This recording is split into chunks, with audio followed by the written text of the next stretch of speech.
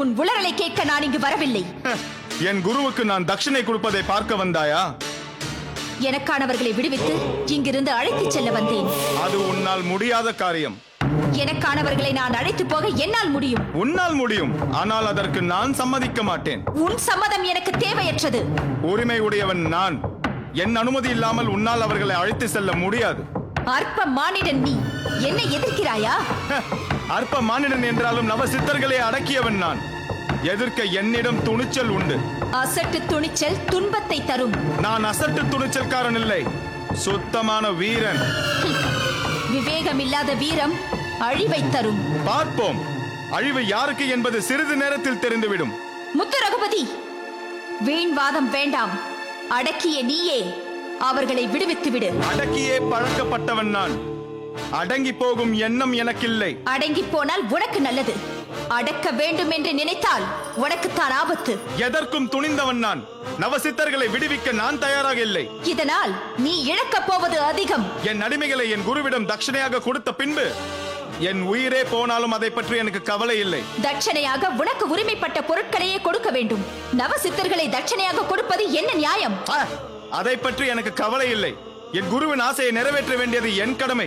என்ன உன் குருவின் ஆசை? நவசித்தர்களை அடக்க வேண்டும்.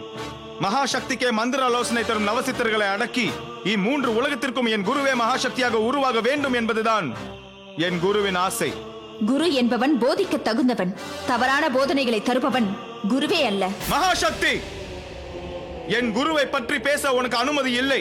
அறிவிலித்தனமான குருவின் போதனையால் அழிந்தவர்கள் அநேகம். நீயும் அப்படியே அழிந்து விடாதே. உண்மையை உணர்ந்து நவசித்தர்களை விடுவித்து விடு. அதற்கு நான் தயாராக இல்லை. உன் உயிரை இழக்க நீ தயாரா? மகாசக்தியே, என் கடமையை தடுத்தால் உன்னை அழிக்கவும் நான் தயங்க மாட்டேன். அதை புரிந்து கொள்.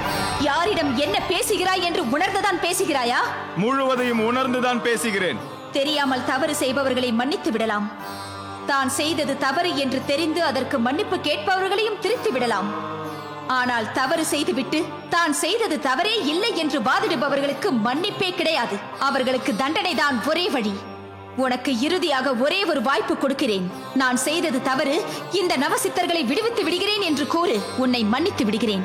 கற்றுக் கொடுத்த குருவுக்கு தட்சணை கொடுக்காமல் நீ கொடுக்கும் உயிர் பிச்சையில் உயிர் வாழ்வதை விட தட்சணை கொடுப்பதில் தண்டிக்கப்பட்டு விட்டான் இந்த முத்து ரகுபதி ராஜேந்திர தொண்டைமான் என்ற பெயர் வாங்குவதே மேல்.